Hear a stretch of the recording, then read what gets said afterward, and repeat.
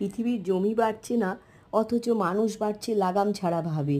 একবার খামারের দায়িত্বে থাকা একটি ছেলে অদ্ভুতভাবে দেখতো, কোথাও গাছ খুব গাঢ় সবুজ রঙের, কোথাও মাঝারি ধরনের, আবার কোথাও হলদেটে হয়ে লেপ্টে আছে মাটির সাথে। অবাক হয়ে দেখতো একই জাতের ফসল, কিন্তু এরকম কেন, আলাদা আলাদা কেন?